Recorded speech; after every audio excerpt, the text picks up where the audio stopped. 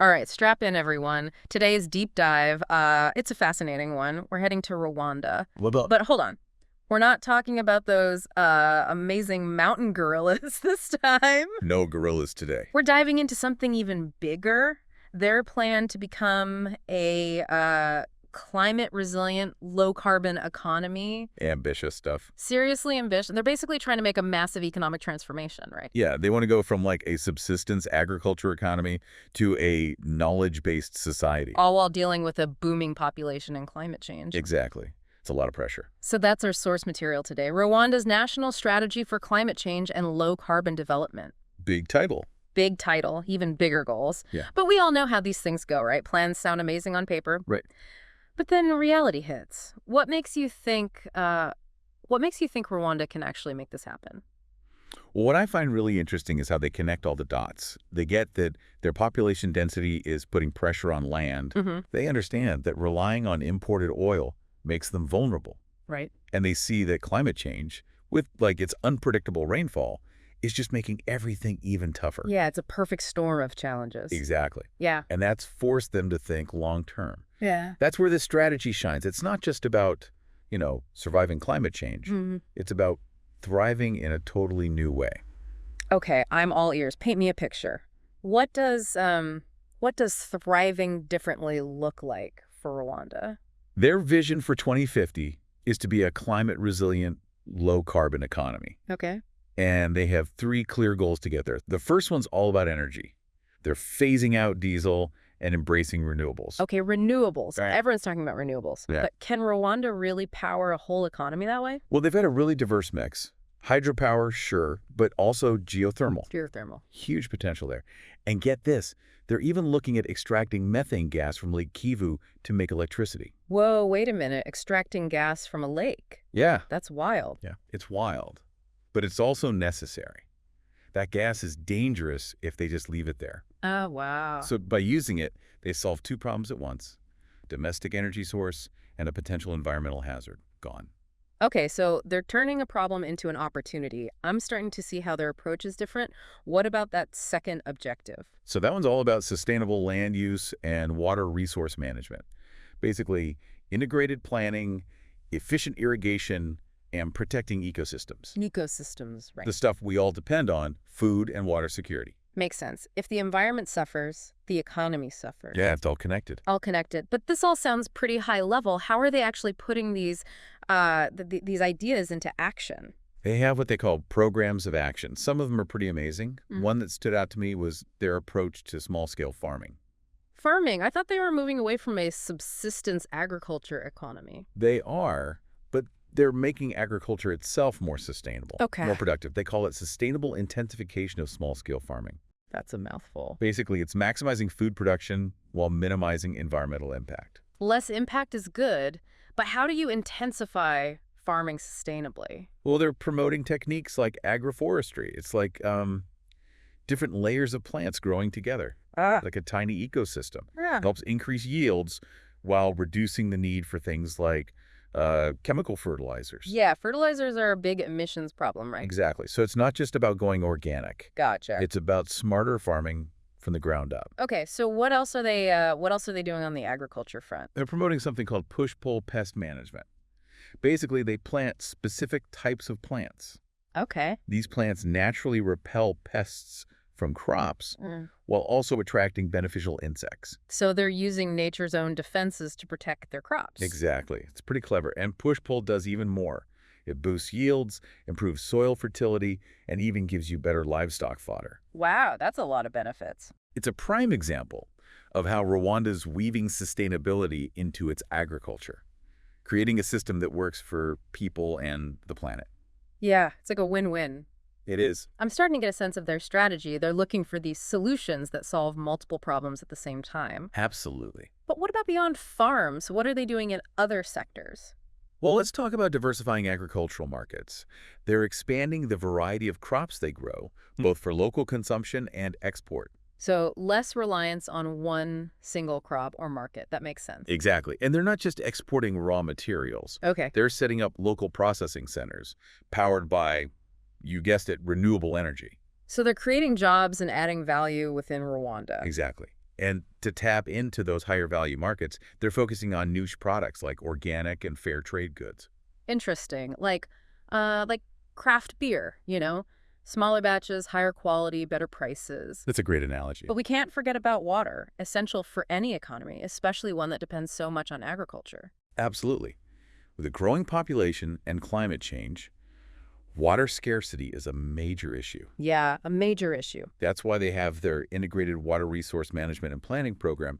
It's all about recognizing that water needs to be managed carefully. Careful management sounds good. But what does that actually look like? They're creating a national framework for water management. Mm.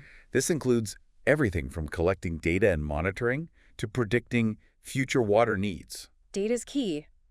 You can't manage what you can't measure. Exactly. And they're taking a multi-pronged approach, Okay. expanding irrigation to make agriculture more drought resilient, Right. promoting water conservation, even exploring water harvesting techniques. It's like every drop counts. Exactly. And it's not just agriculture. They're looking at water management in industry and urban development, too, making everything as efficient and sustainable as possible. It seems like they're thinking of everything. But before we go any further, let's connect this back to our listener. Why should they care about what Rwanda's doing? That's a good question. I think what's so fascinating about Rwanda is that they're not just talking about sustainability. They're making it the core of their economy. Yeah. It's understanding that long-term prosperity depends on healthy ecosystems, Right. efficient resource use, a resilient society. We can all learn from that no matter where we are. Exactly. Environmental challenges are also economic and social challenges. Absolutely. And tackling them head on, well, it's not just the right thing to do, it's also the smart thing. It's a smart thing to do. Okay, you've convinced me. I'm ready to dive even deeper. What else have they got planned? Oh, there's so much more. Let's get into the specifics of their energy plans next. You mentioned that methane from a lake thing. Yeah, let's talk about that. There's a lot more to it than just a cool idea. All right, I'm ready. All right, let's get into those energy plans. You were intrigued by Rwanda's goal to ditch diesel, right? Embrace a cleaner mix. Oh, yeah. The whole methane from a lake idea, that's some serious out-of-the-box thinking. But can they really generate enough power from renewables to, fuel a whole economy? It's not like they're Iceland with all that geothermal. True, they don't have unlimited geothermal like Iceland, Right. but their low-carbon energy mix program, Yeah. it's impressive. They're not putting all their eggs in one basket. They're using hydro, expanding solar, and harnessing that methane from Lake Kivu. I'm still wrapping my head around that. What kind of infrastructure do you even need to pull methane out of a lake? Sounds complicated. It has been done in a few other places. Oh, okay. But Rwanda's project is really ambitious. They're not just extracting it. They're processing it, feeding it right into the national grid. So a potential environmental hazard becomes a reliable energy source. Exactly. Two birds, one stone.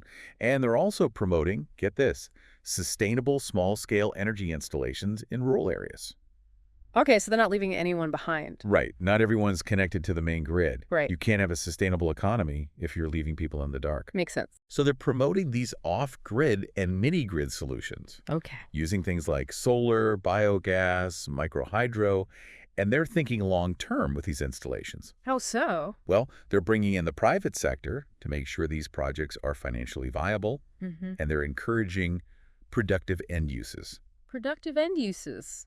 Sounds kind of technical. It's not that complicated. Just means making sure the energy is used for things that help local development. Okay, yeah. Powering mills, irrigation systems, Oh, you see. increases efficiency, makes the whole project more attractive economically. So it's not just energy for energy's sake. It's energy for opportunity. Exactly. Okay.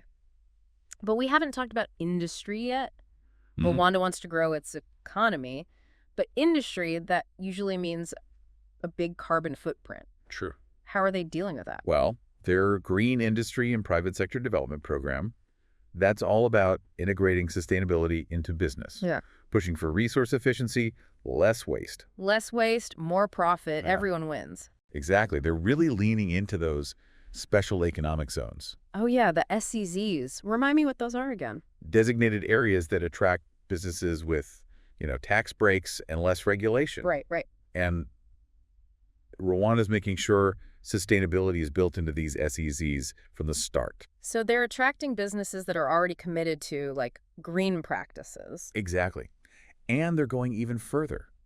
supporting green technologies with these things called climate innovation centers. Climate innovation centers. What are those, like, think tanks for green tech? Pretty much. Hmm. They're hubs for green entrepreneurship, bringing together researchers, investors, businesses, Yeah. developing and scaling up new technologies. It's like they're creating a whole ecosystem for a green economy. That's a great way to put it. But what about industries that are harder to make green, like mining? Mining. Rwanda's got a lot of mineral wealth, but mining's not exactly known for being eco-friendly. You're right. Mining is a tough one. But they're not ignoring the challenge. Yeah.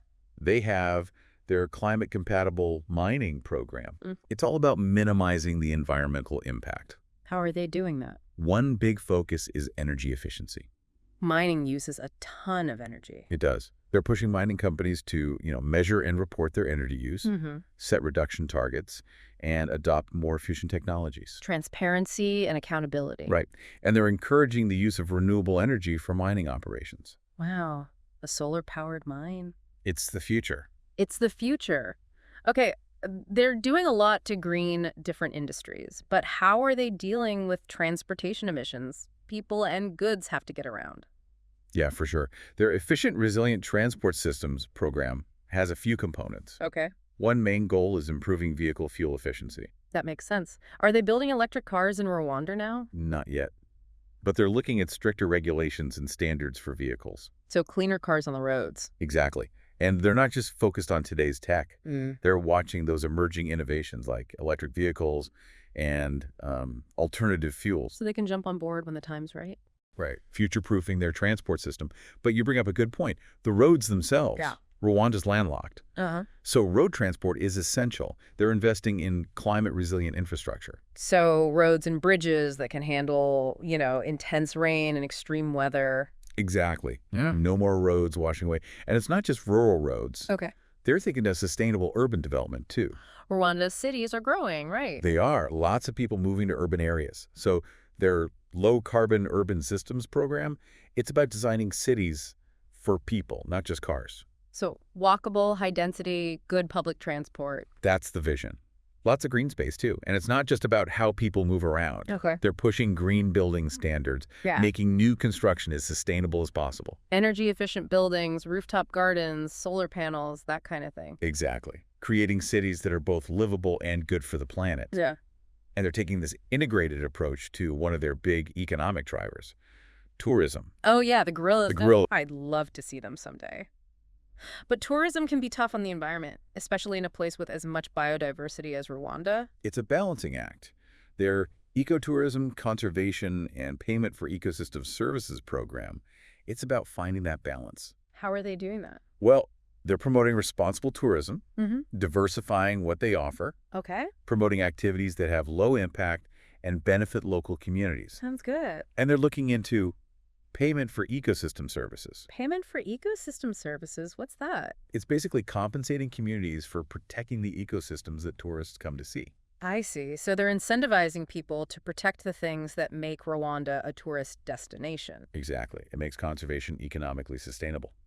But what about their forests? Those are crucial for absorbing carbon dioxide. Yeah, forests are important. Absolutely. And they have a multi-pronged strategy for forestry with their sustainable forestry, agroforestry, and biomass energy program. Okay, tell me more. They're planting trees, restoring degraded forests, promoting agroforestry. Fruit trees are part of the agricultural system. Right. And they're exploring sustainable biomass energy. Interesting. But all these programs, no matter how great they are, they can't succeed without a strong base. Okay, so what's that base? What holds this whole strategy together? They have 5 enabling pillars that are essential. Okay, 5 enabling pillars. What are they and why are they so important? Well, the first one is all about organization. Institutional arrangements, they call it, making sure everyone's working together. So coordinating between all the different parts of the government? Yeah, the ministries, agencies, all that. Sounds like a bureaucratic nightmare. It can be. Hmm. But they know that to make this work, they need clear responsibilities, good communication, Right. streamlined decision-making. No one working at cross purposes. Exactly. Yeah. The second pillar is all about the money. Ah, yes, funding. You call it finance. Yeah. But basically, it's recognizing that these plans need resources. Yeah, good ideas need funding to become reality. Where's the money coming from? They're looking at both domestic and international sources. Carbon markets, for example, Okay. where they can get paid for reducing emissions. Mm. Green bonds, too. Those are specifically for eco-friendly projects. So they're tacking into that growing pool of money for climate action. Exactly. The third pillar is all about people, capacity building, and knowledge management. So making sure they have the right people with the right skills. Yeah, a skilled workforce to make this happen. They're focusing on education and training, building expertise in renewables, sustainable agriculture, water management, all that. Investing in their people. Smart move. It is. Fourth pillar is technology, innovation, and infrastructure, Okay. recognizing how important tech is for sustainability. Renewable energy tech, energy efficient buildings, things like that. Exactly. They're supporting research and development, Uh-huh. encouraging tech transfer, investing in resilient infrastructure. Got to be the forefront of innovation. It's not just doing less harm, it's using tech to do more good. Exactly. And the fifth and final pillar, The fifth pillar. it's all about data. Integrated planning and data management. Making decisions based on evidence, Yeah, collecting data on everything. energy use, water use, deforestation. All of it. Building a system to track progress, find challenges, make adjustments. Can't manage what you don't measure. Precisely. They know a data-driven approach is essential. They seem to have thought of everything. But let's be realistic for a minute. Even with great plans, things don't always go perfectly.